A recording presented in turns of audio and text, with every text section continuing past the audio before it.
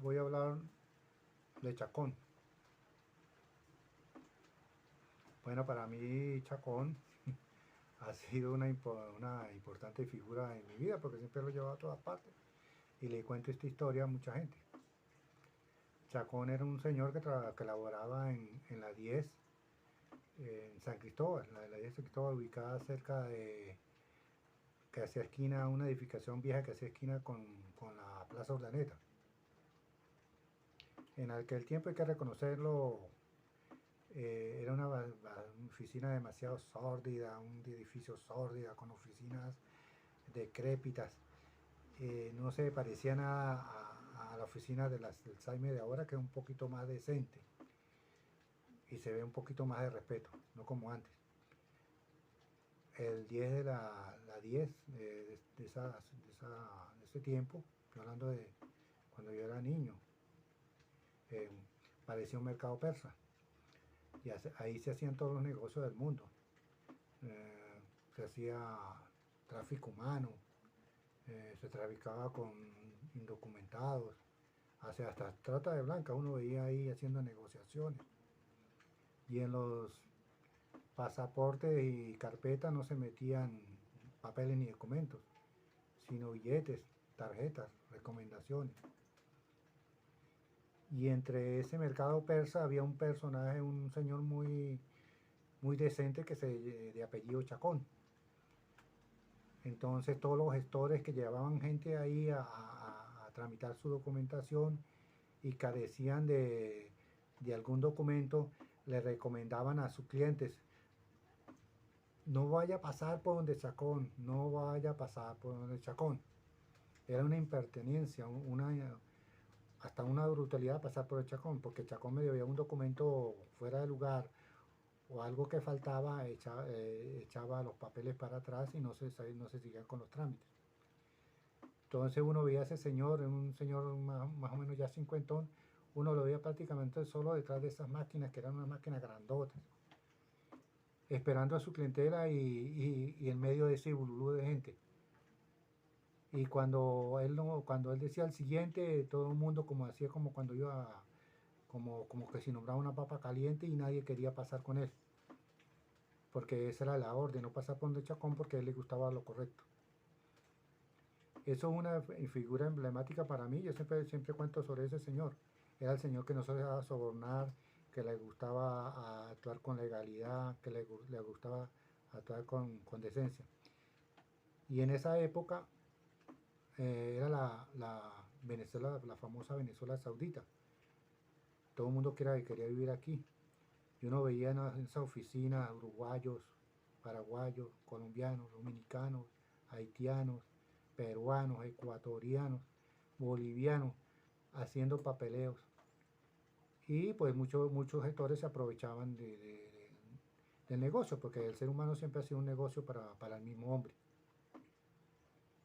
Por eso dicen que la Venezuela de hoy está podrida, pero eso de Venezuela venía de hace tiempo así.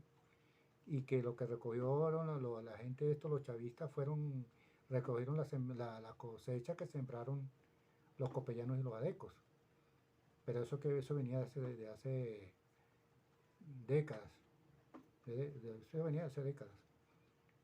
Porque lo normal en esa oficina era lo normal. Y destacaba una persona que era decente porque era normal en esa oficina. Hoy en día por lo menos dicen, no, que hoy no se puede. La corrupción, le echan la culpa todo es la culpa del gobierno. Pero el daño está hecho en la sociedad. Por lo menos uno ve personas que hablan así y tienen en su sala llena de artefactos, de muebles que le han comprado los ladrones. Y diciendo que no se puede con los ladrones. Y es más delito el que compra y el aguantador que los mismos ladrones, porque a veces los ladrones cuando cometen sus fechorías están bajo el efecto de la droga. Pero las personas que dicen supuestamente ser normales están en sus cabales, en sus cinco sentidos. Sin embargo, no les importa que de repente la mercadería que han comprado sea producto de un crimen, que no solo se le haya hecho daño económicamente a una persona, sino también daño físico, incluso causado la muerte. Y cuando uno le dice, ¿usted por qué compra cosas robadas? Ah, Orlando, estamos en Venezuela. Esa famosa frase, estamos en Venezuela, repugna, repugna, es bastante repugnante. O sea, que aquí vivimos en un país que uno puede hacer lo que le da la gana porque estamos en Venezuela. La otra vez conversaba con un primo que tiene un hijo muy talentoso y había recibido la materia de primero a quinto año. Y lo vi uniformado de policía. Y aquí lamentablemente policía es sinónimo de delincuente. Entonces yo le decía a ese muchacho, ¿por qué tan inteligente se metió a policía? Hasta peligra que un malandro, un delincuente lo mate. Y llega así y me dice, Orlando, ¿tú dónde estás? Con un uniforme y con una pistola se consigue mejor dinero que siendo un profesional en este país. Después hablaba con otro amigo que estaba desesperado porque no conseguía dinero para comprar el uniforme a su hija que estaba estudiando para policía y que pronto se iba a graduar. Entonces yo le dije, pero ¿por qué se preocupa tanto porque su hija se gradúe de policía? Que corre peligro su vida también y que no ganan mucho porque ellos lo que ganan es un sueldo mínimo. Me dijo, Orlando, ¿tú dónde estás? Estamos en Venezuela. A ella se la ponen en una bomba de gasolina, en un día se trae sus $200 diarios sin hacer nada. Por eso Chacón siempre representa para mí una persona como un mito. Sin embargo, fue una persona que existió y cualquiera piensa que yo lo inventé. Pero hoy en día es como si, como el famoso filósofo cínico que le decían Diógenes el perro, que buscaba a plena luz del día con una lámpara un verdadero hombre. Así parece que está Venezuela, que hay que buscar con una lámpara a un Chacón. Y esto es grave porque se debe sembrar la semilla de varios Chacones para que el pueblo venezolano salga adelante. Porque dicen que es un país rico, pero ¿rico de qué? Si la materia más importante de un país, la materia prima, es el ser humano. Puede tener toda la riqueza del mundo, pero es tan rico supuestamente, y aquí lo que hay es la pobreza. Pero no nace directamente el gobierno, porque los pueblos tienen los gobiernos que merecen, y los mismos gobernantes son productos de la misma sociedad. Eso no vienen de los extraterrestres, eso no cayeron del cielo, no vinieron de otro país. Esos gobernantes que tenemos hoy se criaron en nuestros hogares. Y es, y es aterrador que hoy en día, hasta para adquirir un documento, tiene que uno hacerlo por el mercado negro. La justicia se hace por el mercado negro. Y después le echan la culpa al gobierno. El mismo dólar. Uno va a pagar con dólar, entonces lo quieren recibir a menos del Banco Central.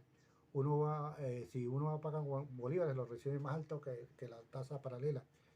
Eso no es de una orden de Miraflores. Es la misma gente, los mismos comerciantes que son delincuentes. Y uno medio reclama, entonces casi le pegan y no le venden. No le venden. Entonces ahí hay una inflación acumulada. Porque cuando sube el dólar, suben los productos, pero cuando bajan nunca lo bajan. Nunca lo bajan.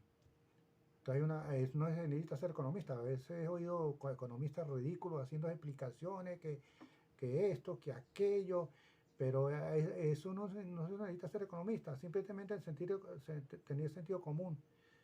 Por eso es que hay productos que hoy valen $10, valían $10, valen $20, porque cuando sube el dólar suben los productos, pero no los bajan, no lo bajan. Y se va acumulando la inflación en ese sub y baja. Y después le echan la culpa al gobierno, cuando es la misma gente, los delincuentes están en la misma gente. Yo me imagino a esa gente con poder que llega a Miraflores, es peor peor que la gente que critica. Por eso necesitamos un Chacón. Basta la semilla de un Chacón de ese ciudadano que es incorruptible, que es decente. Tal vez no es perfecto, pero yo siempre me acuerdo de la imagen de ese señor.